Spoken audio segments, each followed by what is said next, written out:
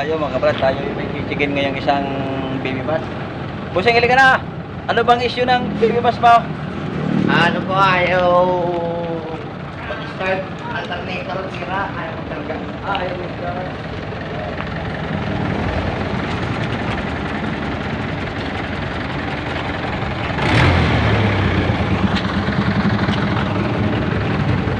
Ayaw ngang gumalaw ang amperes niya, ayan oh. Ayaw gumalaw ang amperes. Okay, taas natin ang upuan, bossing. Nandito 40,000. Kailan pa to hindi kumarga? Kapon na po. Kahapon lang.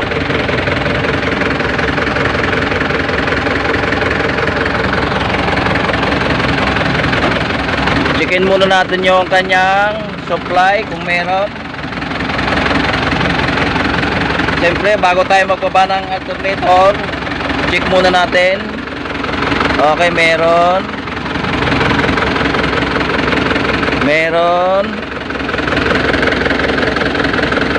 Okay, ayaw mag-charge. Ayan, kumpleto sa kuryente. Ayan, walang magnet. Sira ang alternator nito, boss. May damage. Pagka tayo nag-check, ito lang yan. Check natin to kung may supply. Check natin to kung may supply. Meron parehas. Ayan, lagay natin. Ay talaga, pagka ayan ay naka-under na, dapat nalabas na yung kuryente rito. Yung galing doon sa IC. Ayan, walang lumabas. Ibababa natin ang alternator.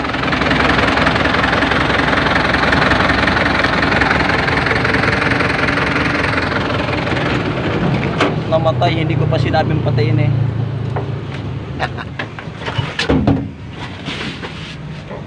Para sigurado tayo, tanggal tayo na isang linya ng battery. Kasi hindi natin inaasahan, pagtanggal natin ng alternator, dumikit yung main supply ng alternator, dumikit sa body, na-spark po yun. Paano kung hindi natin matanggal, maaaring magliyab ang wiring. Okay, ito na.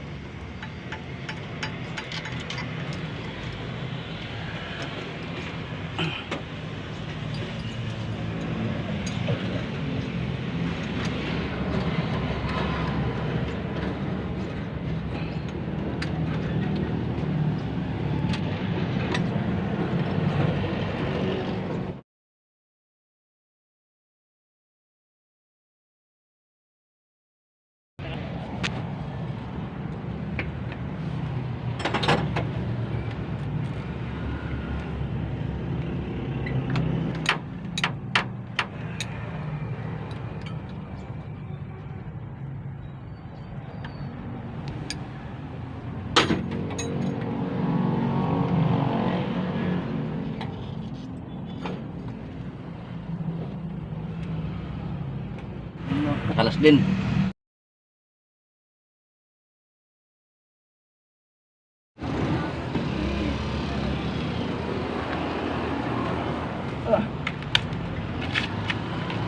Ito na, nakalas na natin.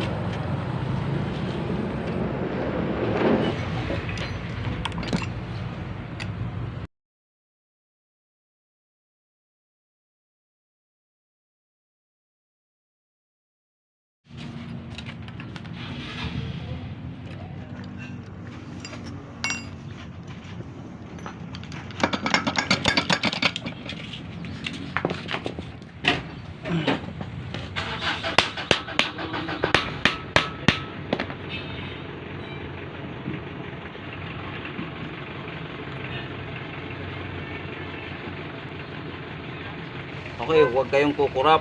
Puji kay sarap. Tawang bibitin laging inain. Tika, bakit napapunta doon? Yeah, nahugot na. Yeah. Okay. Nakakalamang ay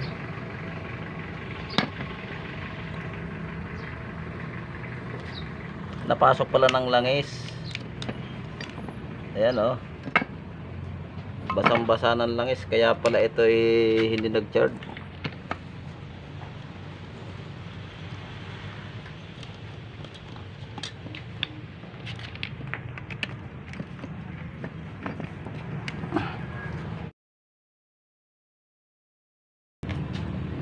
Okay, kalasin muna natin ito.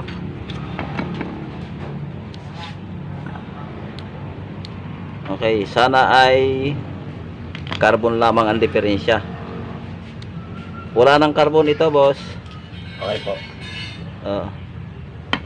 Kaya nagkaganyan, napasok siya ng langis. Pabibilihin natin ng carbon. Hindi na naabot, oh. Sagad na sagad na.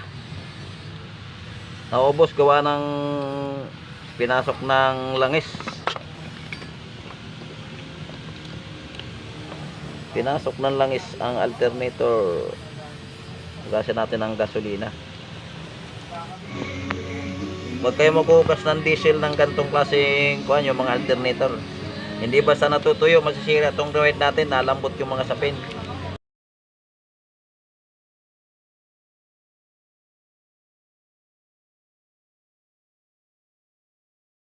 Okay, ito ang papalitan natin sa kakarbon. Sulit na sulit ang paggamit nito. Talagang side ang carbon eh, oh.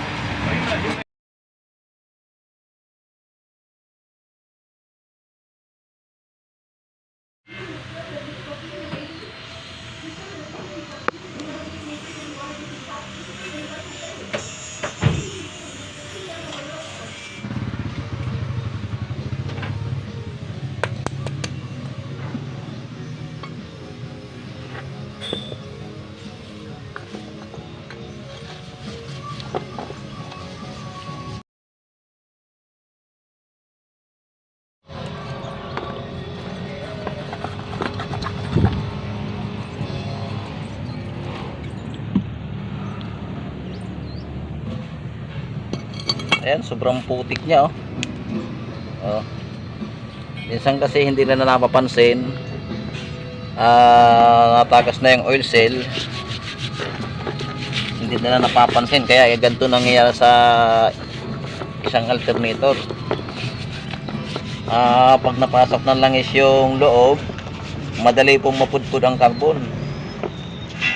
Ito, side na side ang carbon ito.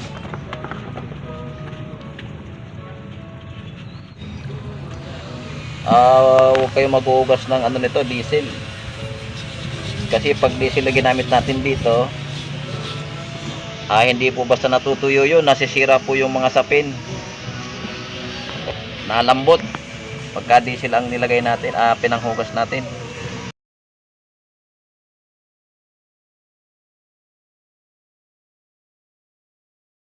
Okay.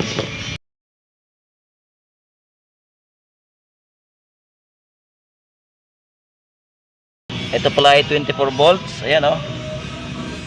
24 volts yan. 4D30 ang nakabitang makina.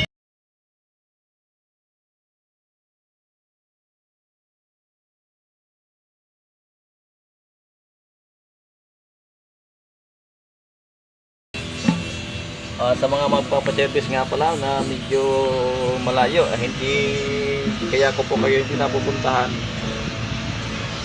Minsan dito pa lang hindi na tayo magkandawa. Kagaya nito, ilan natin yung ating ginagawa.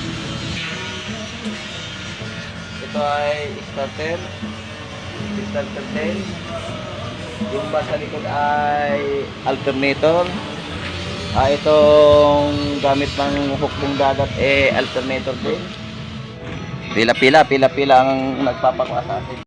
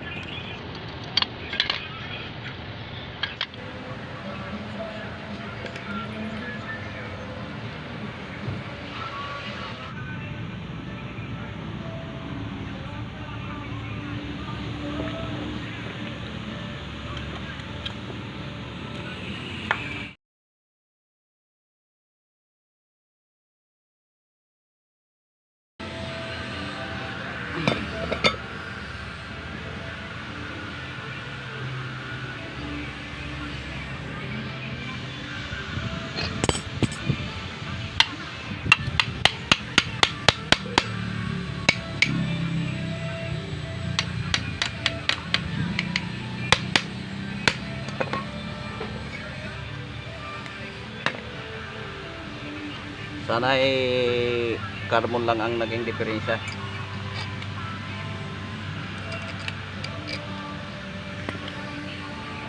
Atin ang simbolin at babiyahe pa dito, maghahanap buhay pa rin.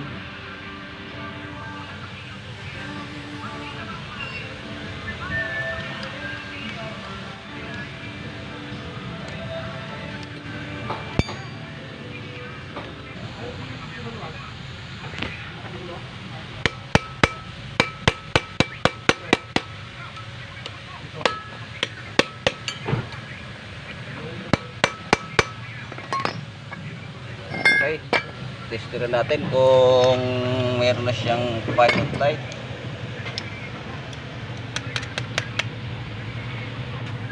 Okay, yan lagi ang pilot light niyan. Ayan, yung nakabalagbag na pin na yan. Ayan, ito yung supply natin, ito yung pilot light.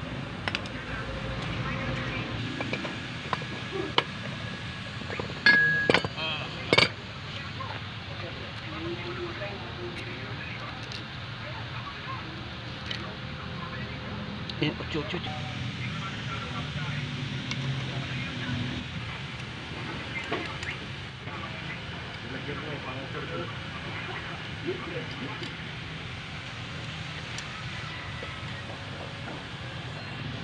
Okay, let's go.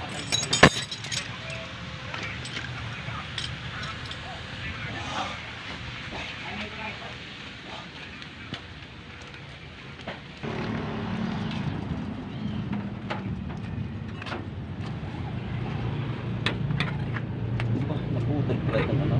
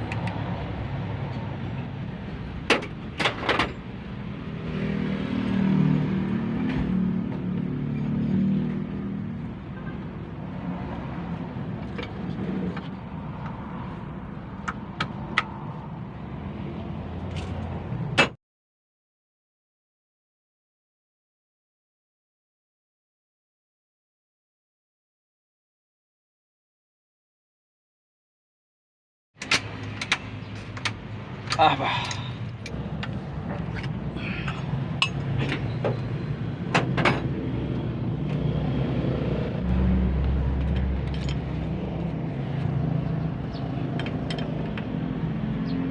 Oh.